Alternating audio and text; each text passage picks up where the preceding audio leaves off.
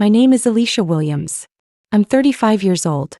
And when I finally walked across that stage to receive my master's degree, after 5 years of night classes, 9-hour workdays, and 2 kids who still needed bedtime stories, there were 5 empty seats reserved in the front row for the people who promised they'd never miss it. They didn't show. I held the diploma case in my hands like it could anchor me, like the weight of it might steady my legs, like the paper inside could explain to the air why those chairs were still and silent. Around me, caps flew, cameras flashed, bouquets landed in arms already waiting for them. I smiled for the official photographer. I have practice with polite smiles. It didn't reach my eyes. When I stepped off stage, my phone buzzed hard enough to jump in my palm. 42 missed calls. Nathan, 14. Unknown, 6. Mom, 7. Derek, 10. Sophia, 2. Ethan, 3. And 1 new text from my husband that said, "Urgent. Call me now." If you've ever felt the sting of being abandoned on the very day your sacrifice should have been celebrated, don't swipe away. Drop a quick "I'm here" in the comments and hit like so this reaches someone who needs to hear they're not crazy for wanting their family to show up. And if you don't want to miss what happens next, make sure you subscribe. Because before that message lit up my screen, before I would hear words that would undo the last threads holding me together, there was a different kind of betrayal already tightening around my throat. "I'll need 6 guest tickets," I told the registrar, circling the date in red on the calendar that hung crooked on our fridge. "Husband, 2 kids, my parents, my sister. They're all coming." Nathan kissed the back of my hand that night. "Of course, babe. We wouldn't miss it." He said it easily, like a promise that didn't cost anything. I booked Bissimo, the only Italian place near campus that could handle a party of 8 on a Saturday. I put down a deposit that made my stomach tighten and told myself it's fine. It's once. I used Marriott points to reserve a downtown room for my parents so they wouldn't have to drive after dinner. I bought a navy sheath dress, conservative and sharp, the kind my 11-year-old daughter Sophia said made me look like the lady in the magazine who is in charge of everything. I cried a little and pretended it was the pepper I was chopping. At work, a sticky note on my monitor read, "Green light, senior analyst after degree." I touched it sometimes when the coffee went cold and the numbers blurred. This wasn't just about a promotion. It was about being taken seriously at home. 3 weeks before graduation, my brother Derek called with his voice turned up to the same setting he uses when the waiter knows his name. "Big news. Massive barbecue on the 15th. I put in a new outdoor kitchen, grill the size of a car engine, pool, slide, lifeguard, the works. You guys have to come." "Derek," I said, pressing the phone between my shoulder and my ear while I rinsed rice. "That's my graduation day." Pause. "Oh. Right. That. What time is your thing?" 2 o'clock. It runs to 5. Dinner after. Can you swing by after? We've got clients in town. It'd be good FaceTime for them to see family. I shut the faucet off. "You're asking me to come to your barbecue on the day I graduate. After 5 years. Leash, it's just a ceremony. Didn't you do this already for your bachelor's?" The word fits in the mouth like a pebble you should spit out and don't. I hung up, shaking. Called Mom. She sighed the way she sighs before she suggests I'm overreacting. "Sweetie, your aunt and uncle will be here from Florida. Your father loves Derek's barbecues. Couldn't we possibly do both? The ceremony is at 2, Mom." "Oh, what a shame about the timing." "Well, we'll see." I could hear Derek's house in the background of her voice already. Ice clinking, a playlist with trumpets, my father laughing at a joke he'd retell like it was a family story. That night, I told Nathan what they'd said, waiting for the clean, solid answer I needed. "They're impossible," he said, rubbing circles between my shoulders. "But you've got me and the kids. We'll be your loudest fans. That's what matters." "Promise me," I said. "No matter what." "I promise." 2 days before the ceremony, Mom called to ask what color dress she should wear for photos. Sounded like hope. I let myself believe. I laid out the cap and gown, walked past them twice just to feel the tug in my chest. I tried the dress again and Sophia said, "You look like those pictures from your wedding, but more like you." Then Mom called again. "Quick question, honey. Are Ethan and Sophia coming to Derek's? He's got games all set up. He hired a lifeguard." "They're coming to my graduation, Mom." A rustle as if she covered the mouthpiece. "Well, Derek said Nathan mentioned bringing them. There'll be other kids. They'll be bored at a ceremony. I set the spoon down with more force than necessary.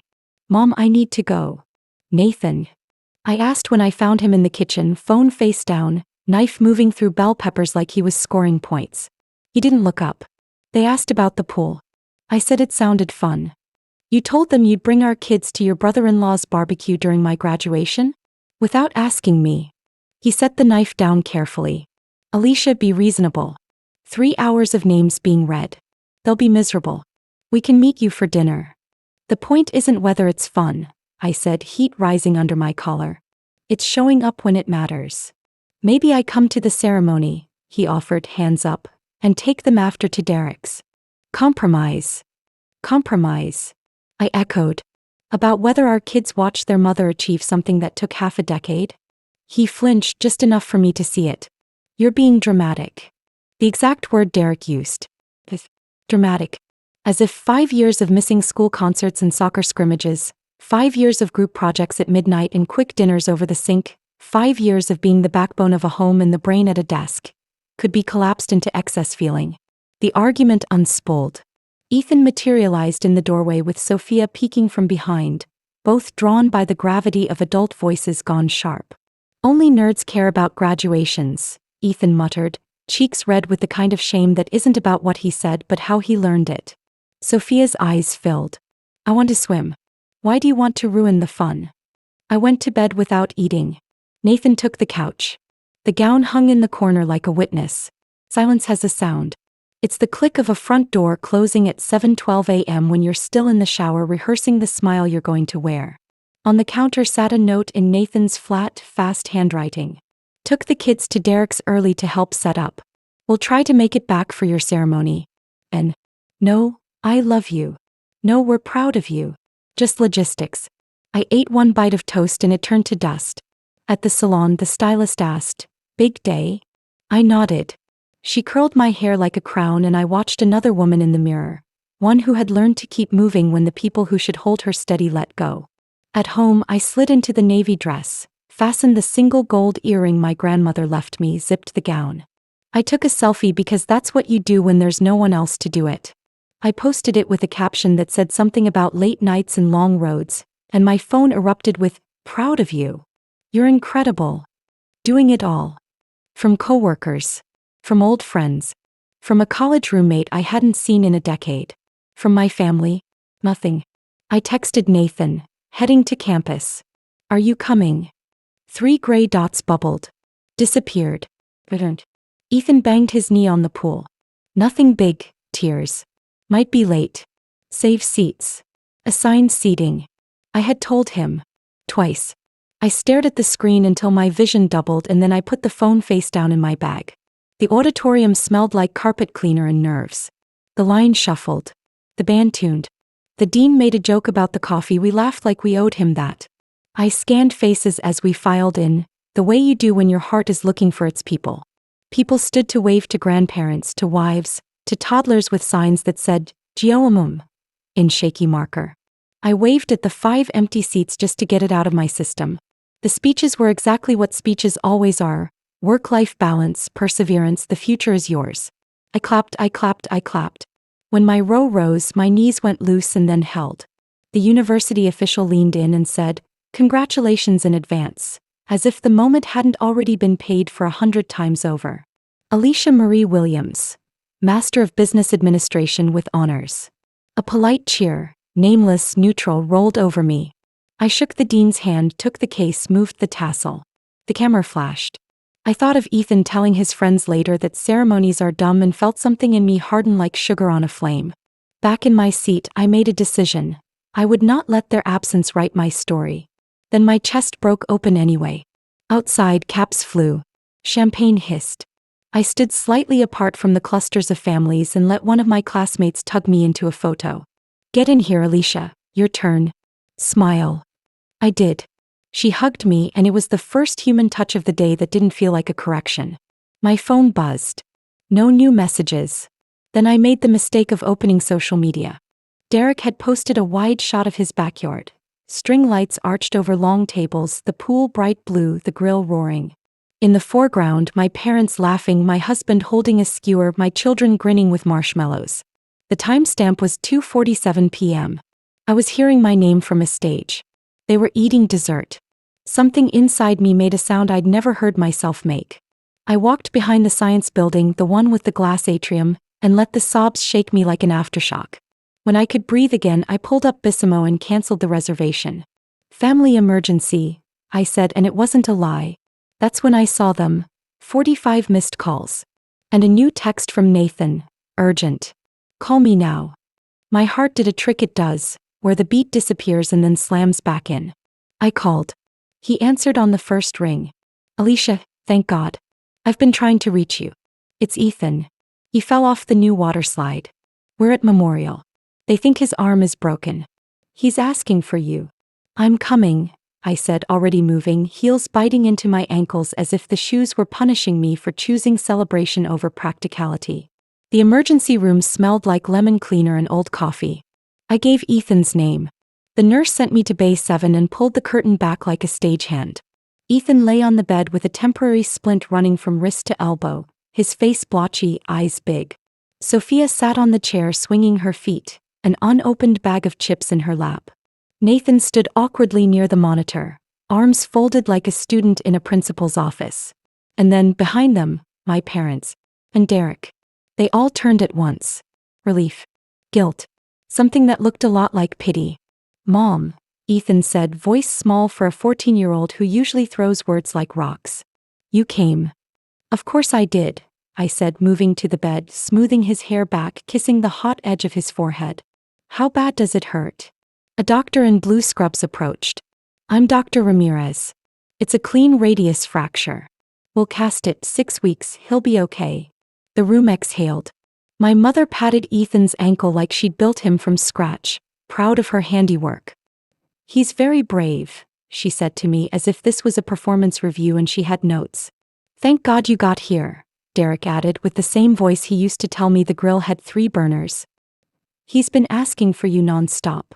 The words "thank God you got here" snapped something cleanly inside me. "Thank God I got here?" I repeated softly. "Where exactly do you think I was?" Silence fell like a thick blanket. Nathan gave me the look spouses give when they're hoping you'll delay the explosion. "Not here," I said. "Not at my graduation." "Leash," Derek started, hands up. "Come on. We had an emergency."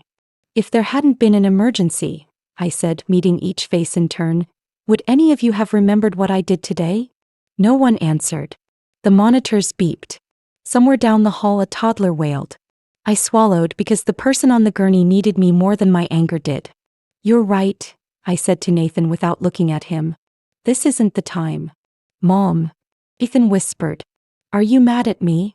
"Oh God." "No," I said quickly, bending so my forehead touched his. "You did nothing wrong. Adults made choices. You're my boy. I'm here." A nurse arrived to take him for casting. "One parent can come," she said. "I'll go," I said and followed the gurney out, my back straight, my hands steady. In the hallway, with the fluorescent lights flattening everything, Ethan said quietly, "I'm sorry I missed it, Mom. I wanted to swim. Dad said it was okay." He hesitated. "I'm still proud of you. Even if I didn't see it." That sentence, "I'm proud of you," landed where the applause never reached. I pressed a kiss to his temple. "Thank you," I said. "That's all I wanted today. To be seen." When we returned, the bay was emptier. My parents and Derek had gone for coffee, which I recognized as a strategic retreat. Sophia trailed after them, lured by the promise of vending machines and not adult voices. Nathan stood by the curtain holding a pharmacy bag like a peace offering. "Discharge papers," he said. "Pain meds. Sling." "I'll take him home," I said. "You can fill the prescription." He cleared his throat. "Alicia, about today." "Not here," I said. "Not in front of him." My phone rang. "Linda from work. I've been circling the quad looking for you by the fountain. Are you okay?" I had forgotten she'd promised to come. I told her where I was. She said, "I'm bringing dinner. Text me your address." The kindness made something hot collect behind my eyes again. My parents reappeared with Sophia and paper cups of coffee. My mother fussed over the temporary cast. My father asked about follow-up as if logistically responsible meant emotionally present. We're taking Ethan home, I said. He needs rest. We'll come with you, Mom replied, already orchestrating my living room in her head. You'll need help with dinner. No, I said, and the word felt like a clean edge in my mouth. Thank you, but no. We'll manage. But we came all this way, my father protested. To the barbecue, I said, not raising my voice. I need space right now. Derek opened his mouth, closed it, nodded once. He looked like a man who just now realized other people were in the room. We split in the parking lot. Me with the child who needed me, them with a bag of chips and a silence they could fill with anything they wanted. The house was tidy in a way it is when someone is trying to prove a point. I settled Ethan on the couch, elevated the arm, cued his favorite show, and tucked a blanket around his legs. Sophia hovered at the edge of the room, watching me like a baby bird deciding whether to fly closer or retreat to the nest. I'm going to change, I told Nathan. Then we'll talk. Upstairs, I peeled the dress off and stared at the navy puddle on the carpet. It was supposed to be the dress, the one you keep forever because it touched the day you became a fuller version of yourself. I washed my face and watched mascara bleed down the drain like a small grief. When I came back down, Nathan was at the counter unpacking the pharmacy bag with the quiet violence of a person who knows the argument is coming and deserves it. Alicia, he said. I know you're furious. You have a right to be. Furious implies fire, I said, keeping my voice low. But this feels more like erosion. Something that's been happening for years, and I finally noticed the cliff missing. He nodded, to his credit, not rushing to plug the hole with excuses. I thought the kids would be bored. I thought it would be kinder. Kinder to whom? I asked. To me? To them? Or to your comfort? He leaned back against the counter. I've been juggling work and the house when you're in class. I thought this one time was the point, I said. This was the receipt for 5 years of receipts. He swallowed. You're right. The words surprised me. He almost never says that in the first round. He looked small, and not because he is small. What do you want me to do? He asked. How do I fix this? I don't know yet, I said honestly. But I know I need space to think about what it means to love someone who doesn't show up when it matters. His eyes flicked to the living room where Ethan snored lightly, the kind of sleep pain allows. You're not leaving, are you? I'm going to use the hotel I booked for my parents, I said. For a week. You can handle school drop-off. I'll check in every day. If anything changes with Ethan, I'll be here in 12 minutes. He started to argue and then stopped, like the math finally added up to the part where he wasn't the one making the decisions this time. Oh, he said, voice rough. Okay. The doorbell rang. Linda, carrying a foil pan that smelled like basil and olive oil and Grace. She hugged me and said, We're proud of you, and I had to bite the inside of my cheek to keep from breaking down again. After dinner, I sat the kids together and told them the truth scaled to their hearts. I need some quiet to think, I said. Adults sometimes need time to make better choices. Sophia's eyes were wet. Is it because we didn't come? Partly, I said. But it's not a punishment. It's a boundary. Ethan, newly brave in a blue sling, said, We'll help. With stuff. Good, I said. You can start with your feelings. Those count as stuff. I packed after they were asleep, folding 7 days of resolve into a small suitcase. I put the diploma in the front pocket, still in its case. I don't know why. I think I wanted proof that the thing existed outside the stage lights. At the door, Nathan said, I am sorry. Me too, I said, because sorry isn't a cure, it's an instrument, useful if you learn how to play it. The hotel room was quiet in a way my house hasn't been in years. I set the diploma on the desk, turned off my phone, and let the silence reintroduce me to myself. If you're still here, thank you for witnessing the first chapter of this. If a part of you felt seen or stung, it's because the truth does both. Tap like so this finds the people scrolling on a day they needed to know someone else survived an empty chair. Subscribe if you want part 2, where apologies show up with flowers, boundaries show up with a spine, and a family learns the difference between helping and helping themselves to you. Emily lay in the hospital bed, the hum of the machines a constant reminder that life had been split into 2 parts, before the fall and after. The fluorescent lights above buzzed faintly, casting everything in a sterile, unforgiving glare. She could see her reflection in the chrome of the 4-pole pale, eyes sunken, hair matted from days without a proper wash. It didn't look like her, and in some ways maybe it wasn't anymore. The Emily that could run, dance, and walk away from trouble was gone. What was left was someone who had to fight for every inch of progress. Someone who had learned in the hardest way possible that family could be the cruelest enemy. The door opened and Tara, her physical therapist, entered. "Morning, Emily," she said cheerfully, wheeling in a set of parallel bars. "Ready to give these a try?" Emily stared at the bars. They looked impossibly long, impossibly tall. But she nodded. "Let's do it." With Tara's help, she transferred into the wheelchair and rolled up to the bars. Gripping them felt strange, her hands sweaty, her arms trembling with effort, but she pushed herself upright. For a second she almost believed she could take a step. Then reality hit. Her legs hung there, unresponsive. Her arms bore the entire weight. Tara's voice was steady. "You're holding yourself up. That's strength, Emily. That's something no one can take away." Every day in the hospital blurred into a cycle of therapy sessions, doctor check-ins, and police visits. The officers had been thorough, asking about the weeks leading up to the accident, about Jake's behavior, about whether anyone else in the family might have known what he was planning. Emily told them everything. She even recounted the strange incident from 2 months earlier, when Jake had accidentally slammed a door on her hand, causing a sprain. Back then their parents had laughed it off. "You're so dramatic," Mom had said. Now those moments painted a bigger, uglier picture. One night, unable to sleep, Emily stared out the window at the city lights. Somewhere out there, Jake was likely sitting at home, free, waiting for his court date. The thought made her stomach twist. That's when her phone buzzed. It was a message from her childhood friend, Lauren. "I heard about what happened. I'm so sorry. Do you need anything?" Emily's fingers hovered over the keys. She wanted to type "I need my life back," but instead she just wrote "Thanks. I'm hanging in there." Days passed and the investigation deepened. A detective named Harris took over the case. He was methodical, visiting the hospital almost daily to check on her and ask follow-up questions. One afternoon he showed her a series of photos taken at the scene, close-ups of the obstacle course Jake had set up. In one image, Emily could clearly see the metal pipe that had caused her fall. "This was secured to the ground," Harris said. "Not something that just happened to be there. Someone put it there on purpose." Emily felt a shiver run through her. "It was Jake," she whispered. Harris didn't confirm or deny, but his expression said enough.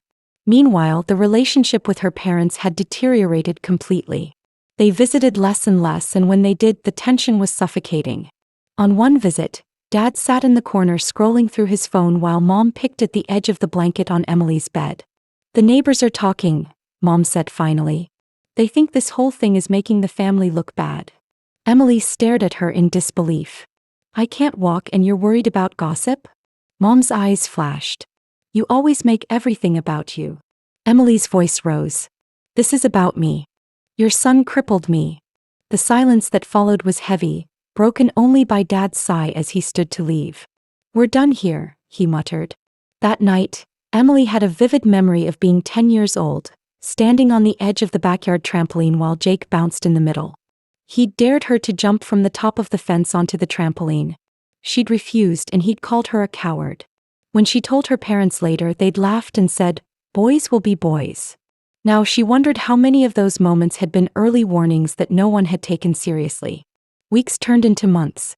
Emily's arms grew stronger, her wheelchair skills sharper.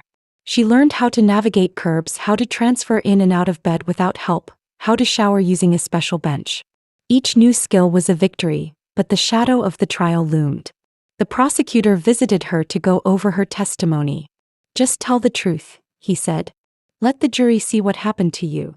When the trial finally began, Emily wheeled into the courtroom wearing a simple black dress. The air was thick with tension. Jake sat at the defense table, looking cleaner and more put together than she'd ever seen him. His lawyer leaned in to whisper something and he gave the faintest nod.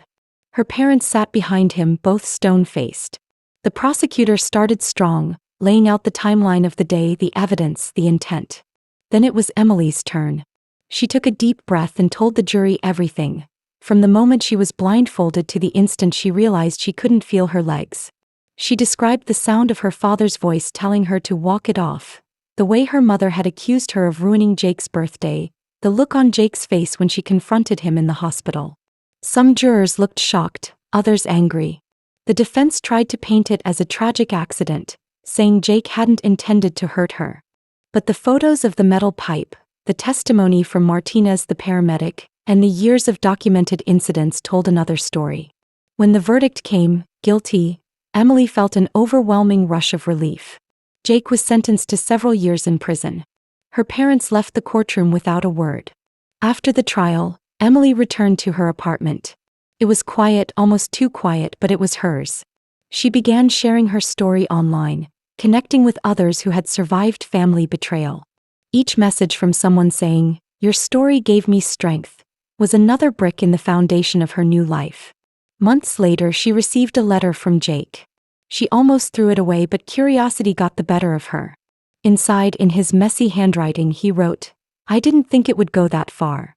I'm sorry." She stared at the words, unsure if they were sincere or just another manipulation. Either way, she didn't write back. Life wasn't perfect. There were still hard days, moments of frustration and grief. But Emily had learned something vital. Strength wasn't about never falling. It was about getting back up, even if you had to do it on wheels. I woke to the unfamiliar hush of the hotel room again, the blackout curtains turning morning into a soft gray guess. For a few minutes I lay still, feeling each inhale settle the throb behind my eyes. The first day had been anger. The second was an ache. By the third, something else was quietly assembling itself inside me, resolve with edges. I made coffee in the tiny machine and sat at the little desk with a pen and the Marriott notepad. I wrote 3 lines: what I need, what I will not accept, what I'll do if we slide back. I stared at the blank under each heading until words stopped being dramatic and started being specific. I wrote, respect in public and in private, my work spoken about as real, showing up on days circled in red, asking me before committing the kids.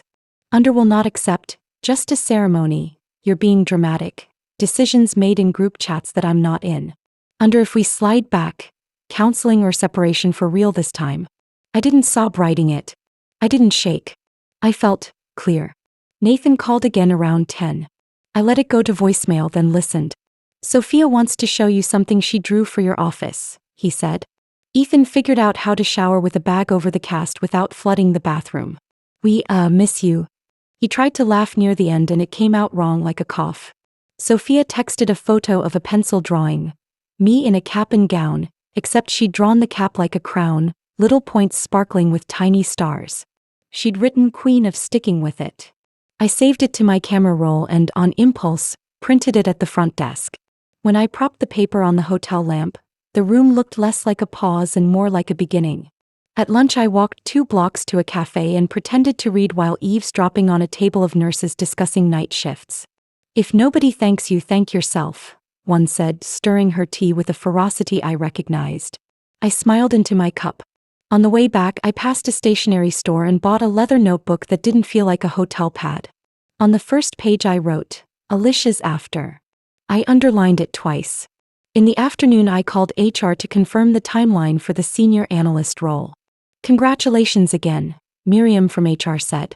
Your official offer letter is in your inbox. Start date the 1st of next month. I opened the email and read the salary twice. It wasn't just validation.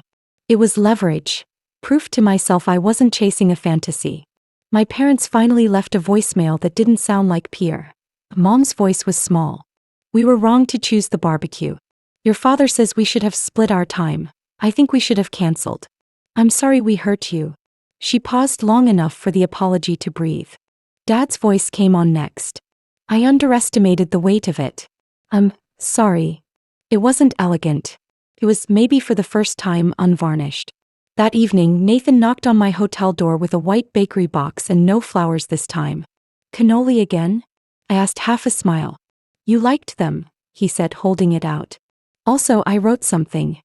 He pulled a folded page from his pocket and offered it like a fragile thing. Read it later if you want. He didn't try to step inside until I moved back and waved him in. We sat on opposite corners of the bed with the box between us like neutral ground. He didn't talk tactics. He didn't list chores he'd handled or favors he'd done. He talked about the way I set an alarm at 5:30 for 5 years and how the sound of flashcards at midnight had become our house's second heartbeat. He said he'd decided boring logistics were his love language and forgot mine was witness. I thought showing up with kids fed and the car inspected was partnership, he said. I didn't know showing up in a chair at a ceremony was the thing that counted most. Now I do. He rubbed his thumbnail against the bakery twine. I want to relearn you. I didn't promise anything then. I told him I needed to see the new thing, not hear about it. Let's practice small and measurable, I said. Saturday morning 9 a.m., we make a shared calendar that's sacred. Red circles mean attendance isn't optional. We tell the kids what that means. He nodded quickly, relief flashing. Yes. Before he left, he asked if he could hug me. We stood awkwardly and then less awkwardly. He didn't say, "Come home." He said, "Text me if you want me to pick up that printer paper you like." And I realized that was his way of saying, "I'm listening now." On day 4, I brought Ethan his favorite baseball cap to wear over the mess of hair we hadn't figured out yet with the cast. He tried to play it cool but adjusted the brim 3 times and asked if it looked okay. "You look like trouble," I said, and his grin cracked open whatever had been stiff between us. "Coach says I can still sit in the dugout and keep stats," he told me. He said I'm useful even if I'm not on the field. I squeezed his left shoulder. He's a smart man. I showed up at Sophia's school during lunch and we ate in the courtyard under a tree that dropped little yellow leaves onto our sandwiches. She told me the names of every friend at her table and who was secretly dating who in the complicated universe of 6th grade. "I told Mrs. Kim you graduated," she said. "She asked if you'd come talk to our class about doing big things slowly." I laughed. I can talk about slow. Back at the hotel, I opened the letter Nathan had tucked in his pocket. It wasn't long. It was specific. He listed the times he could remember choosing convenience over celebration, then wrote what he would do differently. Reply all on family threads, but after checking with me, say, "I'll get back to you," instead of committing to 2 places at once. Prioritize red circles. Ask, "How do you want to be supported?" He ended with, "If I mess up, you won't have to convince me I did. I'll say it first." On Friday, I met Linda for coffee. She didn't do the thing where a friend trashes your family on your behalf. She just asked questions that made me say what I meant out loud. "What's the fear if you go home?" "That it feels the same within 3 weeks, I said. "What's the sign it's different?" "We don't bargain my milestones against someone else's fun. We plan around my life too." She clinked her mug against mine. Then set the price of admission. On Saturday at 9 a.m., Nathan opened a shared calendar on his laptop. We sat at the dining table, the kids on either side with bowls of cereal. "Red circles," I said, drawing them on a paper version as we typed. "Promotion start date. Sophia's school play. Ethan's cast removal. Counseling appointment," I added, looking at Nathan. He nodded. "Counseling," he repeated and wrote it down. It didn't feel like failure. Felt like training. We explained the color code to the kids. "Red means we show up," I said. "Yellow means we try hard, green means flexible." Ethan asked, "What if there's a pool party?" "Red beats pool," Nathan said, and both kids swung their eyes to him, surprised. He didn't flinch. "Red beats pool," he said again, gentler. That afternoon we tackled the house in a way that made it less a museum of my overfunctioning and more a shared space. Nathan had hired a cleaner during the week, yes, but we made a chart anyway. Laundry sorting to Sophia, lawn to Ethan when the cast came off, trash and recycling to Nathan, bills and school emails to me, but with a weekly review where we swapped if needed. "I am not the default," I said, half joking, half contract. "You are not the default," Nathan echoed. "My parents asked to come by Sunday. I said yes, but set a time limit. They arrived with a small framed photo of me in regalia, taken by the university photographer they'd apparently hunted down after the fact. I held the frame and waited. Mom's hands twisted in her lap. "I am sorry we weren't there," she said, looking at me and not at the coffee table. "I thought, foolishly, that your brother's event needed us more. It didn't." Dad cleared his throat. "I'd like to come see your new office when you move in. If you want that." It sounded like an apology in his dialect. "I need you to understand it wasn't one day," I said. "It was years of one days." Mom nodded, a flush rising. "We will do better." I didn't stand and hug them like a scene in a movie. I said, "Okay, and meant, we'll see. Derek texted a photo of a cake that read, "Congrats Alicia," in wobbly frosting. Could have been cynical. Could have been real. He followed with a message, "Dinner? Just us. No clients." I agreed, but at a restaurant near my house, not his. When we met later that week, he tried 3 jokes in the first 5 minutes before running out and just exhaling. "I liked being the gravitational center," he admitted, dropping his eyes to his napkin. "I scheduled the barbecue on your day because I didn't check, but also because I didn't want to be an afterthought on mine." It was childish. "It was cruel," I said softly. He winced and nodded. "Cruel then." He didn't ask for instant absolution. He asked what next year's calendar looked like and put my dates in his phone while I watched. I went back to the office for a pre-start date meeting with my new manager, Rena. She showed me the corner where my name would go on the glass and asked about the projects I wanted to own. "I'm building a new reporting framework," I said, laying out an idea that had lived on a sticky note for months. "Do it," she said. "And block your calendar for your kids' stuff. The work will always be here." I went back to my old floor to clean out a drawer and ran into 2 colleagues who hugged me hard enough to rearrange my posture. "We're bringing cupcakes on your first day," one said. "You can't say no." At home the rhythm was different. Nathan set timers on his phone that weren't just for the dryer. He sent me screenshots of the calendar when he added something. He asked if I wanted him to post my graduation photo on his social media, and when I said yes, he wrote a paragraph about watching me study in the car at soccer practice and how proud he was. He didn't tag me without asking. He asked. It sounds small until you've lived without it. There were stumbles. On a Wednesday 2 weeks in, Ethan's team moved a game at the last minute and the new time overlapped with a curriculum committee meeting I'd promised to attend for Sophia's school. Old Nathan would have said, "Well, we can't be in 2 places, and picked the game. New Nathan texted, "You going to the meeting makes sense. I'll send you videos from the game and sit down with Soph after to hear what the committee decided." He did both. Ethan scored from the bench by calling plays, and Sophia sat with her dad at the table that night, explaining why the library needed more graphic novels. I listened from the sink with my hands in the dishwater and felt the house tilt toward something like balance. I started therapy. Claire had a plant in the corner that had clearly outlived several sessions worth of sobbing. I told her about the empty seats and the urge to earn love with utility. She asked, "What if love didn't need an invoice?"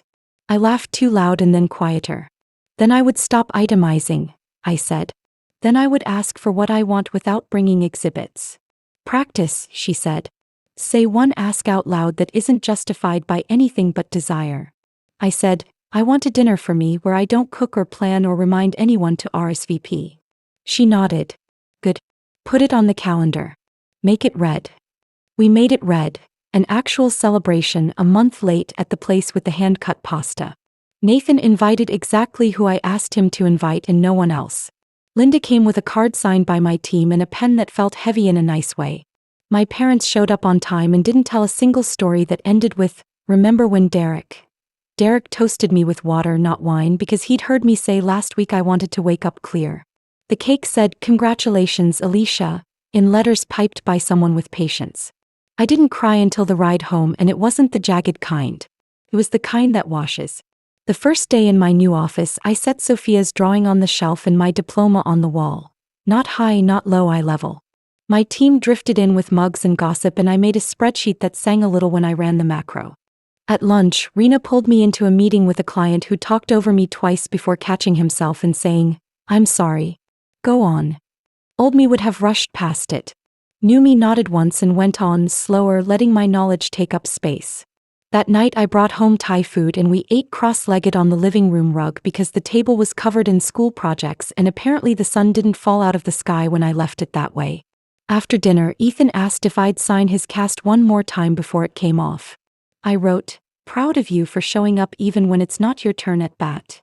He squinted at it. "That's a lot of words for a cast, Mom." "I'm a lot of words," I said, and he nodded like, "Yes, that tracks." There were tests I didn't see coming. A week later, my father called the morning of the district awards assembly. "Your brother has an open house for a new property. Important clients. We'd like you there." He said it like a duty, not a favor. "I have the assembly at noon," I said. "Sophia's being recognized." He made a non-committal sound. "Can't Nathan go?" Old me might have pivoted. New me said, "Red beats pool," out loud to my own surprise and then translated, "Red beats open house. Maybe I'll stop by after." We hung up and I shook my head at the way his silence crawled under my skin. At noon, I clapped until my hands hurt when Sophia went up for her writing award.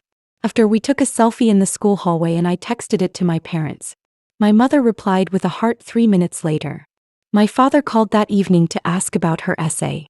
He listened. It felt like a pebble moving in a stream bed. Not a flood, but a change. Nathan and I went to counseling on a Tuesday at 4. The therapist, a woman with a neutral sweater and a formidable calm, asked each of us to describe showing up without using the words time or effort. Nathan said, "Witness," and I blinked at him.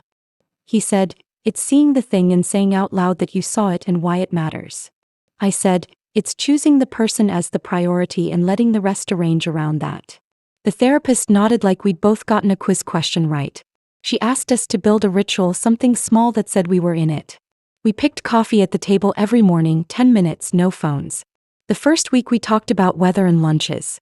By week 3 we were saying the part we usually save for texts. "I was jealous of your quiet yesterday. I was scared I'd fail at work today. I need you to sit in the front row Friday." I got an email from my university's alumni office asking if I'd join a panel on returning to school while working and parenting. I almost declined because the phrase made me tired just reading it, then thought of the girl in Sophia's class who wanted to hear about slow. I said yes. On stage, under lights that were kinder than the graduations, I told the truth without romanticizing it. In the Q&A, a woman my age asked, "What did you lose?" I said, "Time I can't get back with my kids." Then she asked, "What did you gain?" And I said, "A version of myself who asks for chairs to be filled."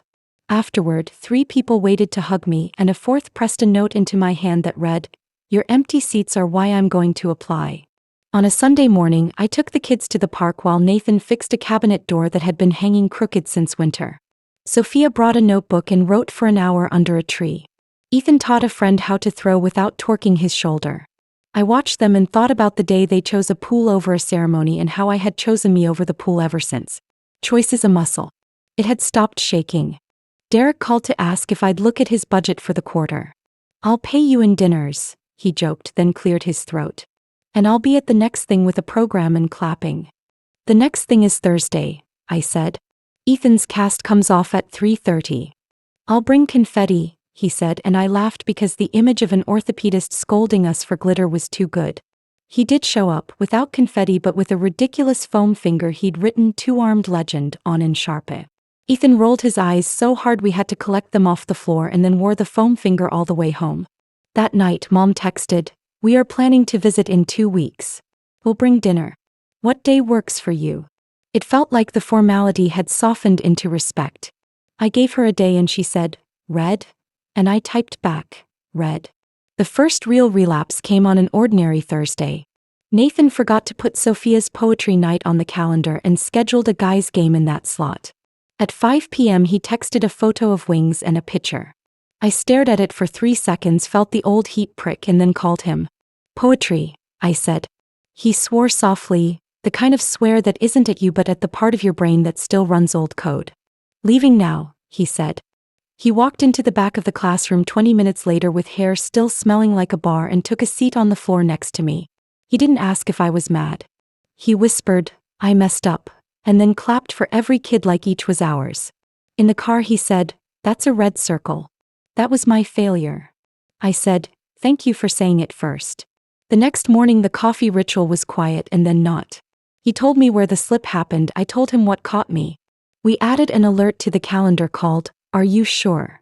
that fired 24 hours before any read. At work, I shipped the first version of the reporting framework. Rena forwarded the client's email. "This is exactly what we needed," with a note. "Get ready to be in rooms you weren't invited to before." I bought a blazer that made me stand taller and sent Linda a photo.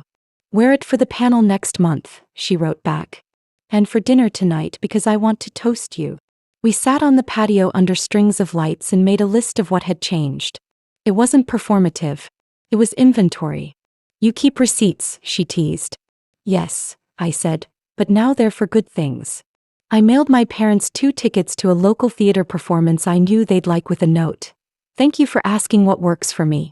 This works for you, I think. They sent a photo from the lobby, standing too close like people who finally understood what to hold on to. One evening, as the sky pinked behind our backyard, Nathan pulled a chair onto the grass and patted the seat next to him. We watched the kids argue over rules for a game they were clearly inventing as they went. He bumped his knee against mine. I think I used to believe love was heavy lifting, he said. Now I think it's showing up with a chair. I laughed. And a shared calendar, I added. He held out his phone and on the screen the next month was full of circles. Not just mine, not just theirs, ours. Do you ever wish we could redo that day? He asked after a while, his voice careful, like he wasn't sure if touching the bruise would make it bloom again. No, I said, surprising myself with the speed of it. It hurt like hell. But it fixed our vision.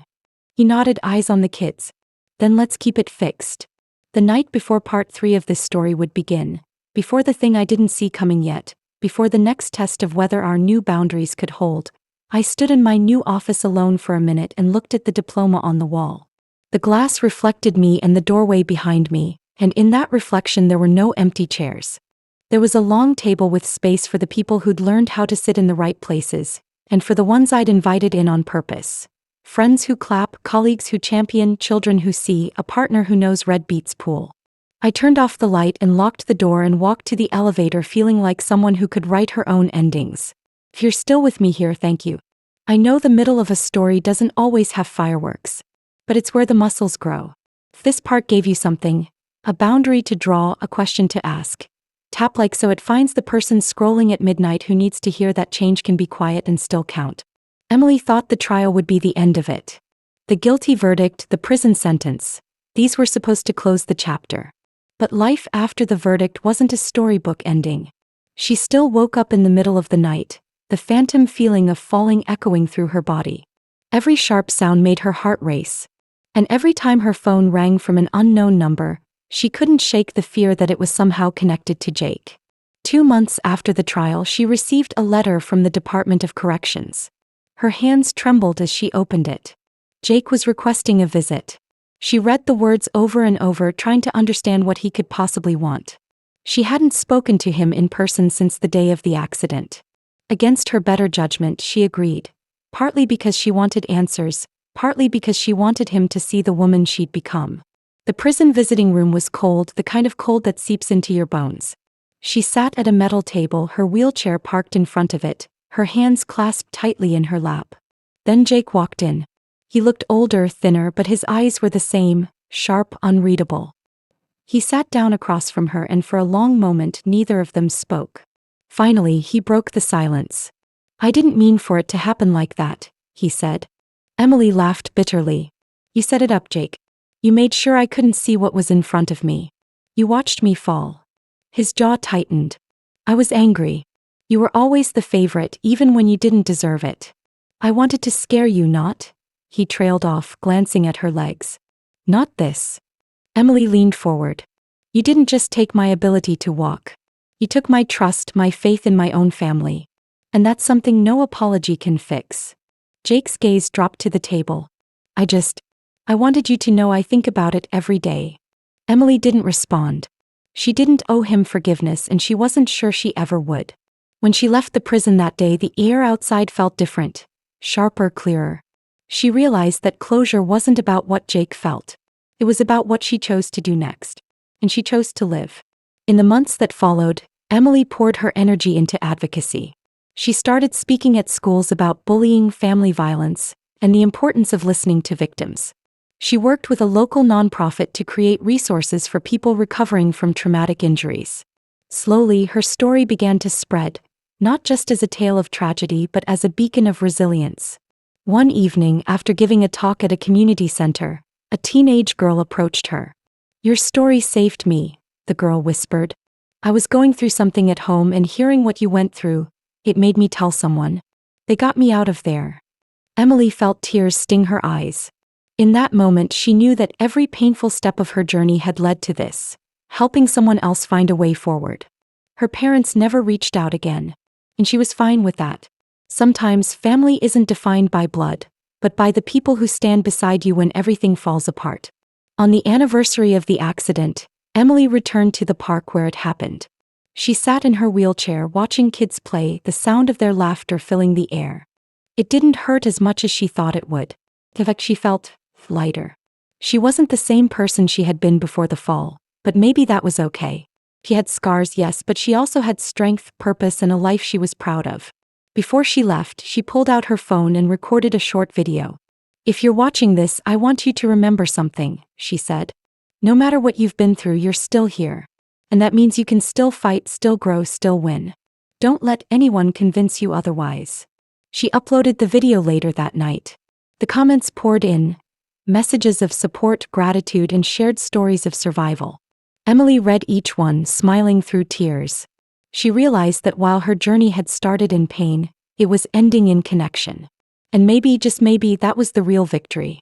A year later, Emily found herself sitting, on a stage in front of hundreds of people at a national conference for survivors of violent incidents.